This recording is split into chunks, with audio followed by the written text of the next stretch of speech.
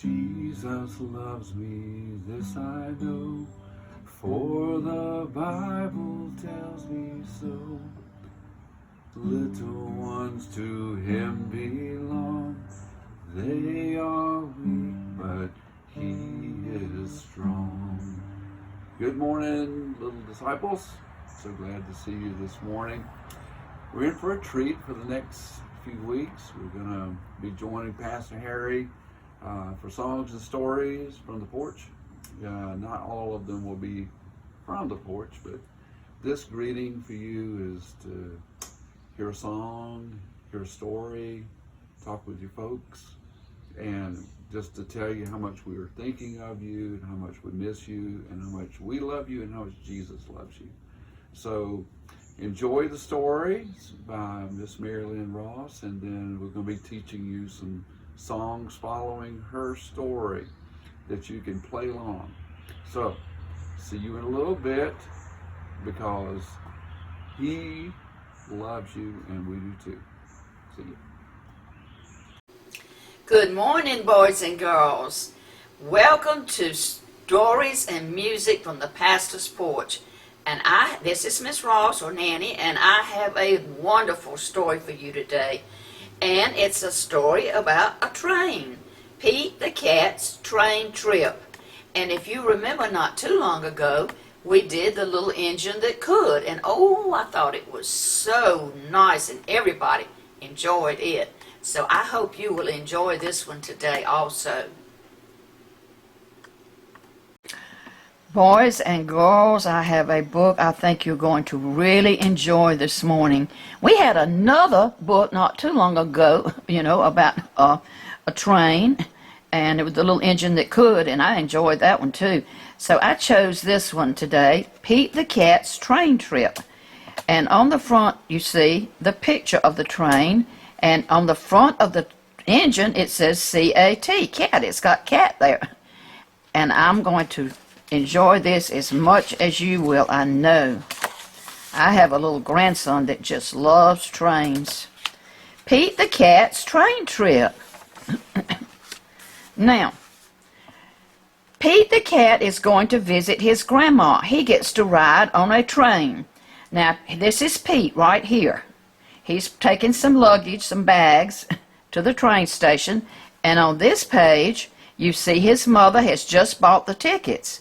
Pete's mom buys 3 tickets. She gives one to Pete and one to his brother Bob.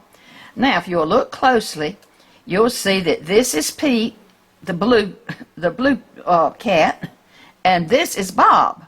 Bob's a little bit older than Pete, and she's handing them the tickets. And I want you to notice what a pretty dress that his mother has on, and her bag or her luggage is the same print, isn't it? Isn't that pretty? So let's see if they're getting on the train. Well, they're looking at a schedule, today's trains, and he's looking to see which time they're going to leave. Pete looks up at the big board. Our train is leaving at 10 o'clock, he says. And a train speeds by. That's a cargo train, Bob tells Pete. So, would they take that one? No, a cargo train carries other things. It carries cargo or goods. What they're wanting to get on is a passenger train. And the word passenger means that's the people that ride on it. So they have their luggage there, and they're watching for their train to come along. Now, on these 2 pages, Pete's train has arrived. All aboard, calls the conductor. Now I want you to look on this page right here. You see the conductor standing in the door. He has on a black cap and a black tie and a vest. And a conductor on a train is the person that comes to the door and helps people on. He says, all aboard. And that means it's time to get on the train. And he helps them with their tickets. He takes their tickets, and he goes up and down, walks up and down the aisle to see if everybody's doing okay. So he is helping them get on the train. And on the other page, they are seated. The mother's in between the 2 guys. And right behind them, you see another passenger. I believe that's a cow. And the mother is reading a book called Meow, Meow, Meow. So, Pete's train has arrived, and the conductor calls, "All aboard! All aboard!" Pete's mom finds 3 seats. "Oh, I can't wait to see Grandma," says Bob. "I can't wait to explore the train," says Pete. Oh, he wants to look around, doesn't he? Now, on these 2 pages, you see the conductor on this page is coming by to collect their tickets. So Pete hands over his ticket to him. I want you to notice again how he's dressed. And all conductors that I've ever seen, this is the dress that they wear. A black hat and a black coat or suit and a black tie. And if you will notice that the conductor happens to be a duck, doesn't he? "I love trains," says Pete. "Well," says the conductor, "I'll just show you around." And here is Pete, and you know what? He's giving him a little cap to put on, and you'll see, I'll tell you about that in a minute too. So the conductor is telling him that he will show him around. They go down through the cars on the train. Pete follows the conductor from car to car as the floor rumbles under his feet. Now what that means is, if you've ever ridden on a train, you know it has a car and then another car and another car and another car, and you go between, there's a walkway that you can go between those cars and to get to another car. But it still, when you're walking, it sort of has a rumble feeling. Now on this page, you see a frog, and he looks like he's reading a newspaper. And then I believe you see a dog and also maybe a duck, some other passengers.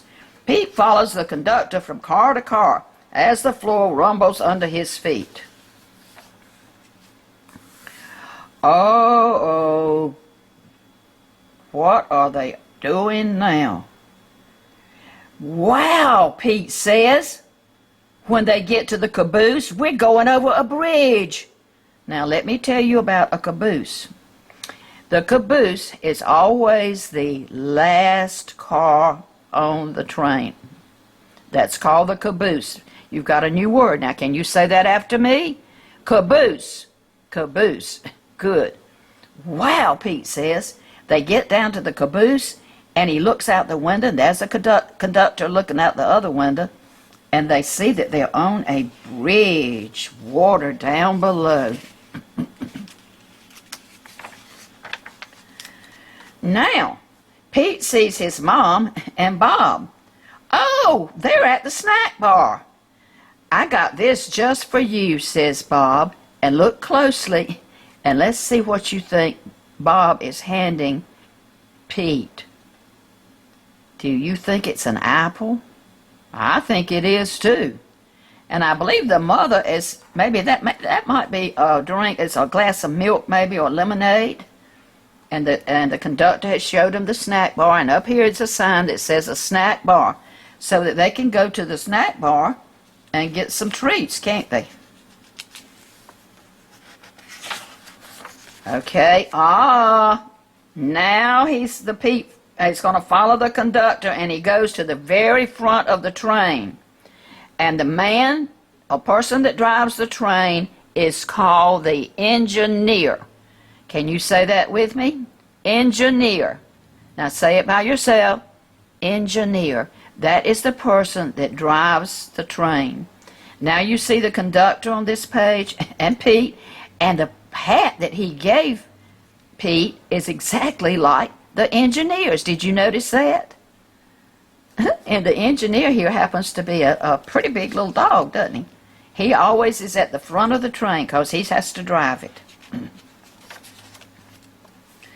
"Wow," Pete says, and the engineer shows him the engine. That's the front part of the train. And the engineer is going to show him the brakes, and he's saying to him, "There's a tunnel up ahead." Now let's go back and look at this closely again.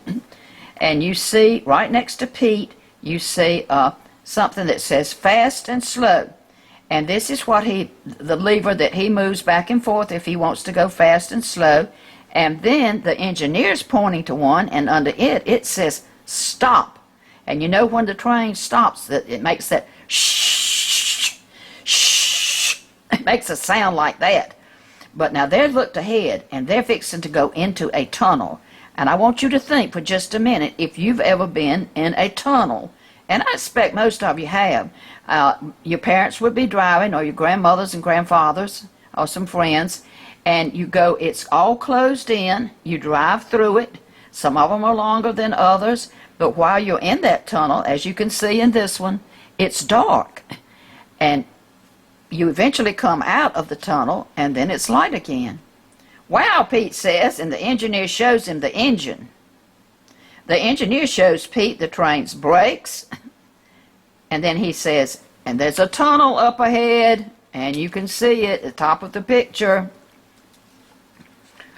Oh, here they are now. They're going through the tunnel, and all this dark blue means that it's dark, and you can even see the light from the train because it is dark. And as they go through the tunnel, Pete gets to honk the horn. Toot, toot, toot, toot, toot, toot. And when they come out, he says, everything is light again. Oh, man, thanks for showing me around, Pete says. And you notice the engineer's smiling, and he's waving to him as Pete walks off. I wonder if that's the first time he's been in a tunnel. It might be, but now he knows what a tunnel is. And you do too, because I told you. On his way back to his seat, he stops and makes some new friends. They live in different towns, and they're getting off at different stops. Now let's look here for just a minute on both of these pages. You see this looks like a mother cow and the baby cow, and then maybe a chicken and a baby chick, and he's speaking to them because they're friends. And the train, a train stops at different places along the way, and people can get on or they can get off if it's where they're going. People don't ride trains as much anymore as they used to. More people ride in cars and trucks and that sort of thing. But several years back, and I can remember this, people rode trains just to get to places. We'd want to go to Raleigh or Charlotte or somewhere, and they would board a train. They'd buy a ticket and get on the train to ride, and then when they got there, they'd get off. I had an aunt that lived in Raleigh many years ago, and I think she had a car there, but she didn't drive it down here. When she wanted to come to Wadesboro to visit us, she would get on a train, and she would find out exactly what time it was leaving and go on stop in Wadesboro. She'd buy her ticket and get on, and then we would meet her at the train station and pick her up from there, and she'd stay with us for a visit. So people used to ride trains more than they do now. So on his way back to his seat, Pete stops and makes new friends. They live in different towns, and they're getting off at different stops. Pete plays games, and a little kid wears a hat, and Pete sings a song on this page. And here at the top, I think you see Pete is playing a game with the cow, and that looks like a game of checkers to me. Yes, it is. And then a little kid wears his hat. He lets the little kid wear his hat. And the last picture, I want you to look closely at what he's doing. He's playing an instrument, and I know somebody in our church that plays this instrument. Do you know what it is? It's a guitar. Can you say guitar? And our Dr. Workman plays the guitar, doesn't he? In fact, you'll probably hear him play one of his stories over. So then on this page, he's still with his friends, and they're just smiling, and the conductor's smiling too. And Pete's playing the guitar, and they're just fixing to sing. And they said, what a groovy ride. And that word groovy means good, great, doesn't it? What a groovy ride that was. We get off at the next stop, says Pete's mom, and here she is, and she's talking to him, and she's with her pretty blue eyes, and she's saying, now we get off at the next stop. And Pete looks out the window and sees, toot, toot, toot, toot, toot, toot. Oh, my goodness, let's see what he sees looking out the window. Oh, he sees who? His grandma. Pete is the first one off the train. He can't wait to hug his grandma. Look, she's just holding her hands out and welcoming him to visit her. And the train's right there. It's probably getting ready to pull off again because I see the engineer in the window up there. And after he's gotten the passengers safely where they're going, he'll leave again and go to another town. Now, on this page, Pete's grandma gives him a big hug. And boy, does it feel good. There she is giving him a hug, and he's got his bag with his name on it, Pete. And there's his mother, and then there's Bob. Pete loves riding the train, but you know what? He loves his grandma even more. And I'm sure you feel that way about your grandparents too, don't you? Now, in this picture, if you will look closely, he is handing his grandmother a picture.